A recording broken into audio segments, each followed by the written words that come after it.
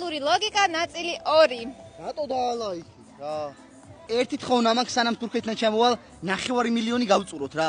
მე ვლაპარაკობ შენ და გადავარდები იცოდე. კითხვა ნომერი 1. გიო, 100 ქალში ჩემს თმას შეხებით ამოიცნობდი თვალდახუჭულზე? ყველა და ცხიმიანი თმა რა თქმა უნდა ამოიცნობდი. შედამყალო შენ.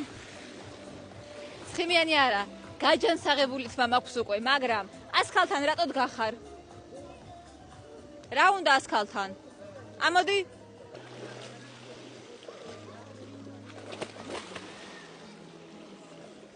ცხიმიანიო.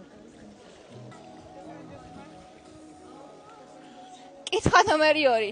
გიარას ნიშნავს შენთვის ბედნიერება? ოჯახს ლალიკო რა თქმა უნდა. მაგაში ვერ ჩამჭრი ხა. მესალი ხარ. მაგრამ დაგავიწყდა. ოჯახი, მაგრამ როდესაც ხალია ბედნიერი, მაშინ მთელი ოჯახიც ბედნიერია. დამეთანხმებით ალბათ. ჯერ ცოლი უნდა ყავდეს ბედნიერი. ბევრი ტანსასმელი ჰქონდეს, კარგი ნაჭამნასვამი იყოს, მოლხენილი, მოკეიფე და შემდეგ უკვე მე რამდენი ჩამიარა. კითხვა ნომერი 3. მზად ხარ გიო? გიო, საჩოპინგოთ რომ წამიყვანე.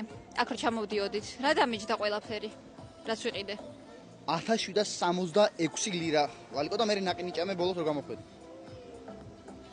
აი, მე რატო მithული? რატო გახსოვს? ზუსტად მაგდენი დამიჯდა. არა და სულ 2 წელი გავიყიდე აქ.